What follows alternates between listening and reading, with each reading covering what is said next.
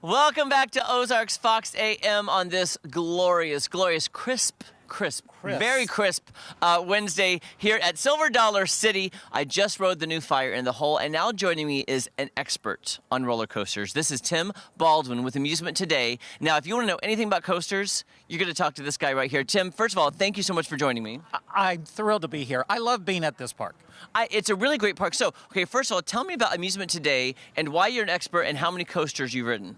Well, Amusement Today is a publication that covers the amusement industry, water parks, family entertainment centers, arcades, but theme parks. And today we're here at Silver Dollar City, one of my favorite theme parks. It's so wonderful to be here, and it's the opening of Fire in the Hole. Mm-hmm. And as for roller coasters, I've been on a little over 1,200 roller coasters.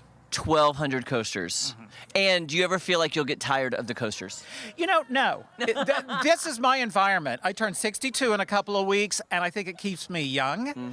And Fire in the Hole is a perfect ride to show that everybody can do this. This is a coaster for everybody. It is a great ride for kids wanting their first big ride. It's great for the grandparents to go on with them. Mm-hmm. It's great to duck out of the rain or the snow or the 100 degrees. It's just a ride for everybody. Well, I like what you said, too, because a lot of people, I've talked to some people, adults, if you will, that say, oh, I don't do coasters anymore. Oh, no, I can't get on roller coasters.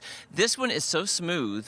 And the drops are not as intense as a typical roller coaster. So really, grandparents could ride this with their grandchildren. Absolutely. It's very smooth, and the drops aren't extreme. And what's great is this is a multi-generational ride because the original opened way back in the early 70s. It was such a historic ride that preceded Space Mountain. I mean, this really kind of set the stage for what indoor attractions can do. Mm-hmm. And it was just a cherished favorite here. So those people that rode as kids are now bringing their children and their grandchildren and doing it all over together as a family. Now, for somebody who's ridden it for years, the old Fire in the Hole, my initial take was, wow, they really paid homage to the original. Mm-hmm. It feels like the original, even though it's smooth and new.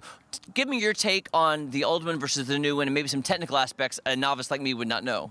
Well, the first thing, the new upgrade that I immediately noticed was the onboard sound. Mm-hmm. Because you used to hear things as you go by, but now it comes from the cars and around you, so you're really surrounded by that. But anyone who thought, oh, I'll miss the old one, sure. But this is the old one, just done bigger and better and beefier and wonderful. Mm-hmm. There's just new scenes. There's the scenes you remember.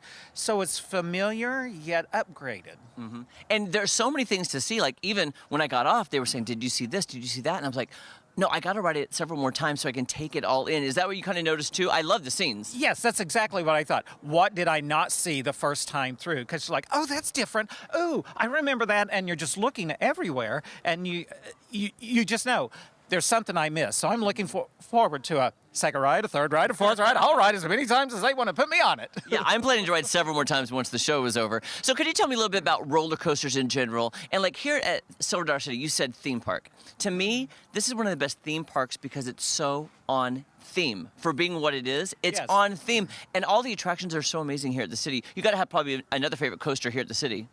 Oh, yeah. Actually, what's really special about Silver Dollar City is they don't do cookie cutter coasters. Because they have such unique topography here, they have one-of-a-kind roller coasters. And, Outlaw Run is just outrageous. It is incredible fun. But Time Traveler was so innovative, the only ride like it in North America. Yeah. So that's good. And there's just something funky and quirky about Powder Keg, too. I like them. See, I like all the coasters. Time Traveler, when it came out, that was my favorite. Just because it's so fun, and I love roller coasters. So how many days of the year are you traveling and experiencing new coasters, old coasters, writing reviews for them?